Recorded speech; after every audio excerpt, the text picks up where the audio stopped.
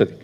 మేము కూడా ఏమనుకున్నామంటే తెలంగాణలో కేసీఆర్ గారి నాయకత్వంలో ఆటోమొబైల్ మరియు ఈ రెన్యూవబుల్ ఎనర్జీ ఎలక్ట్రిక్ వెహికల్స్ దీనికి తెలంగాణ భారతదేశంలోనే కేంద్రంగా ఉండాలి అనే ఎజెండాతో ప్రయత్నాలు ప్రారంభించే క్రమంలో స్టడీ చేశాం. చెన్నైలో ఒక ఆటోమొబైల్ కేంద్రం ఉంది, అక్కడ చాలా కంపెనీలు ఫోర్డ్ లాంటి కంపెనీలు మ్యానుఫ్యాక్చరింగ్ పెట్టాయి. అట్లాగే పూణేలో కొన్ని ఆటోమొబైల్ పార్ట్స్ తయారు చేసే కంపెనీలంతా కూడా అక్కడ ఉన్నాయి. మరి మనం ఏం చేయొచ్చు అని ఆలోచించినప్పుడు మనకు సముద్ర తీరం లేదు, ఈకోసిస్టమ్ లేదు, మరి ఏం చేయాలి అని ఆలోచించి ఎలక్ట్రిక్ వాహనాలను బలంగా ప్రోత్సహిద్దాం, వాటికి సంబంధించిన మొత్తం ఈకోసిస్టమ్ అంతా ఇక్కడే డెవలప్ చేద్దామన్న ఎజెండాతో ఆ క్రమంలో హైదరాబాద్కి ప్రాచుర్యం రావడానికి హైదరాబాద్ని ప్రపంచ పటంలో ఎలక్ట్రిక్ వెహికల్ ఎంతూజియాస్ట్ దృష్టిలో పెట్టడానికే ఫార్ములా ఈ రేస్ వాళ్ళని అప్రోచ్ అయిన తర్వాత జరిగింది ఏంటి అంటే మీకు ఒకసారి సీక్వెన్స్ చెప్తాను నేను.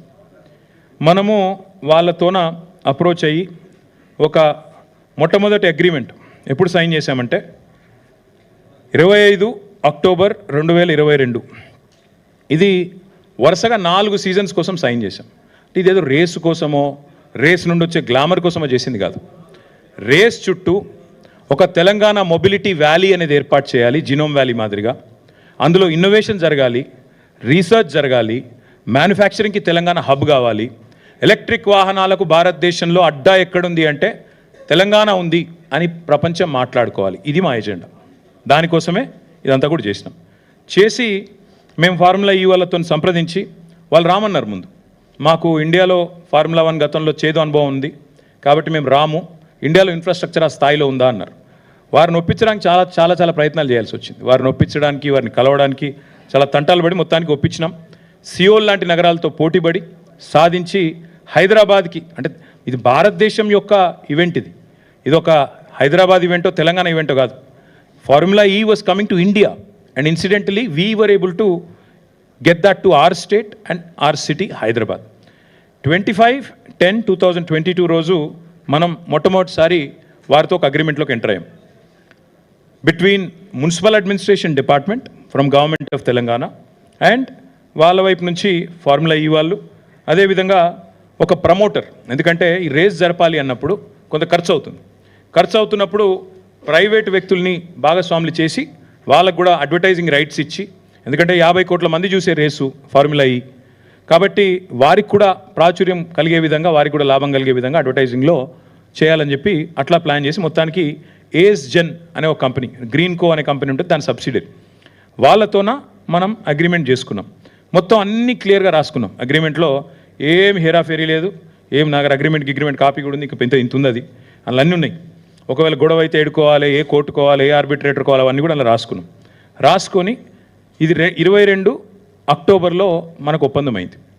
23 జనవరిలో 23 ఫిబ్రవరి 10 అప్పుడు రేస్ కూడా బ్రహ్మాండంగా కండక్ట్ చేశాం. ఒక రేస్ అంటే కేవలం ఆ ఒక్కరోజు కోసం జరిగిన రేస్ కాదు, దాని చుట్టూ ఆ వారం అంతా కూడా మొబిలిటీ వీక్ అని సెలబ్రేట్ చేశాం. అందులో ఇన్వెస్ట్మెంట్లు అనౌన్స్ చేశాం. హ్యుండై 1400 కోట్లు, అమర్ రాజా బ్యాటరీస్ 9500 కోట్లు, ఇంకా చాలా ఇప్పుడు నాకు గుర్తులేవు కానీ చాలా ఎలక్ట్రిక్ కంపెనీలు వచ్చినాయి.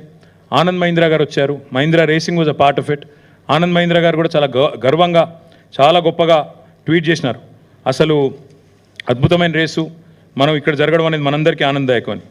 చాలామంది పెద్దలు కూడా వచ్చినారు. ఇది కేంద్ర మంత్రి కిషన్ రెడ్డి గారు రేస్కి వచ్చి ఆయన మాట్లాడిన మాట మన ఒక స్థానిక తెలుగు ఛానల్తో పూర్తిగా కేంద్ర ప్రభుత్వ సహకారంతో ఈ రేస్ జరుగుతోంది అని కొంత క్రెడిట్ కొట్టేసే ప్రయత్నం కూడా చేశారు. ఏ పాత్ర లేదు, మను లేదు, కానీ కొంత క్రెడిట్ కొట్టేసే ప్రయత్నం కూడా చేశారు. అనురాగ్ ఠాకూర్ గారు ఆయన వచ్చినాడు, ఆయన కూడా వచ్చి ప్రైజులు కూడా ఇచ్చారు. ఇది అనురాగ్ ఠాకూర్ గారు, అప్పుడు ఆయన కేంద్ర క్రీడల శాఖ మంత్రి. ఇక ఆనంద్ మహీంద్రా గారు, ఇప్పుడే నేను చెప్పాను, Mahindra racing was a part of it. Mahindra group Anand Mahindra గారు చైర్మన్ అండ్ CEO, వారు కూడా వచ్చారు. వారి రేసింగ్ టీం కూడా పాల్గొన్నది. వారితో పాటు ఇంకా చాలామంది ప్రముఖ నటులు, చాలామంది పెద్ద వాళ్ళు, పాపులర్ పర్సన్స్ చాలామంది వచ్చారు. సచిన్ తెందుల్కర్ గారు, అదేవిధంగా వారితో పాటు చాలామంది స్పోర్టింగ్ లెజెండ్స్ కూడా వారితో పాటు బాంబే నుంచి ఇతర ప్రాంతాల నుంచి వచ్చారు. అదేవిధంగా ఇక ప్రపంచవ్యాప్తంగా వీళ్ళంతా పాపులర్ డ్రైవర్స్, చాలా సూపర్ స్టార్లు. ఇప్పుడు మనకు అర్థం కాదు ఈ స్పోర్ట్, కానీ అర్థమైన వాళ్ళకి తెలుస్తుంది. ఇప్పుడు మనకి ఇక్కడ రామ్ చరణ్లు, షారుఖ్ ఖాన్లు ఎట్లనో అక్కడ వాళ్ళకు కూడా ఆ స్పోర్ట్ తెలిసిన వాళ్ళకి, ఆ క్రీడ తెలిసిన వాళ్ళకి వీళ్ళందరూ సూపర్ స్టార్లు. అదేవిధంగా చాలామంది యాక్టర్లు, రాజకీయ దిగ్గజాలు, మన ఇంకా చంద్రబాబు నాయుడు గారి డాటర్ ఇన్ లా బ్రాహ్మణి గారు, ఇంకా చాలామంది హైదరాబాద్లోని హూ ఇస్ హూ అందరూ కూడా అటెండ్ అయ్యారు ఈ ఈవెంట్ మొత్తం కూడా ఫిబ్రవరి 23లో. అయితే ఈ రేసును ప్రమోట్ చేయడానికి మేము ఏ ఎఫర్ట్ కూడా వదిలిపెట్టలేదు. ఇది బాంబేలో గేట్వే ఆఫ్ ఇండియా కాడ ఆ రేస్ కార్ను డిస్ప్లే చేస్తూ దీనికి పబ్లిసిటీ ఇవ్వడానికి, బాంబే నుంచి కూడా విజిటర్స్ని అట్రాక్ట్ చేయడానికి అక్కడ పెడితే మహారాష్ట్ర ముఖ్యమంత్రి ఏక్నాథ్ షిండే, అప్పుడు కేంద్ర ఉపరితల రవాణా శాఖ మంత్రి నితిన్ గడ్కరీ గారు, వారందరూ కూడా వచ్చి ఈ రేస్ మా దగ్గర పెట్టాలి బాంబేలో, మీరు ఎట్లా కొట్టుకుపోయినరు అని ఆ రోజు వాళ్ళతో మైక్లనే లొల్లి కూడా పెట్టుకున్నారు. నెక్స్ట్ ఇయర్ మా దగ్గర పెట్టాలని చెప్పి కూడా అడిగారు.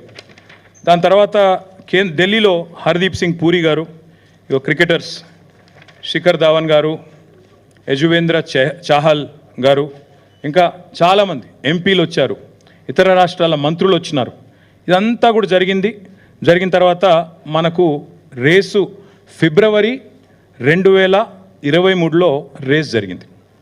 రేస్ జరిగిన తర్వాత దీనివల్ల అసలు హైదరాబాద్కి ఏం లాభమైంది? ఎందుకంటే అడుగుతారు కదా సహజంగా. ఆ రోజు మొదటి రేస్కి ప్రభుత్వం వైపు నుంచి మనం పెట్టిన ఖర్చు మొత్తం హెచ్ఎండిఏ పెట్టింది. ఎందుకంటే హెచ్ఎండిఏ యాక్ట్లో చాలా స్పష్టంగా ఉంది. హెచ్ఎండిఏ చట్టంలో ఏం రాసింది అంటే, హైదరాబాద్లో జరిగే ఏ లీజర్ యాక్టివిటీ అయినా, ఏ రిక్రియేషన్ యాక్టివిటీ అయినా దాన్ని ప్రమోట్ చేయడానికి హెచ్ఎండిఏకి పూర్తి అధికారం ఉంది. హెచ్ఎండిఏ యొక్క చైర్మన్ ముఖ్యమంత్రి గారు, హెచ్ఎండిఏ యొక్క వైస్ చైర్మన్ మున్సిపల్ మంత్రిగా ఆ రోజు నేనున్నాను. కాబట్టి హెచ్ఎండిఏ నుంచి ఒక 30-35 కోట్లు ఏదో ఖర్చు పెట్టినట్టు, నాకు ఎగ్జాక్ట్ నెంబర్ గుర్తులేదు, సబ్జెక్ట్ టు కరెక్షన్, 30-35 కోట్లు ఏదో ఖర్చు పెట్టాము. ఆ ప్రమోటర్ ఎవరైతే ఉండేనో, స్పాన్సర్ గ్రీన్కో, ఆయన దాదాపు 100-110 కోట్లు ఆయన ఖర్చు పెట్టారు. ఏం లాభం వచ్చింది మరి హైదరాబాద్కి అని చెప్పి మాకు ఫిబ్రవరిలో రేస్ అయిన తర్వాత మాకు నిజానికి మేము చేయలేదు ఈ స్టడీ. కొత్త సిటీలో రేస్ అయిన తర్వాత ఏం జరిగింది అని చెప్పి నెల్సన్ అనే ఒక సంస్థ వాళ్ళు అధ్యయనం చేశారు. అధ్యయనం చేసి వాళ్ళు ఇచ్చిన రిపోర్ట్, ఇంత పెద్ద రిపోర్ట్ ఉంది, మీరు అందరికీ కూడా కాపీస్ ఇస్తాను, దయచేసి చూడండి. ఇది నాకు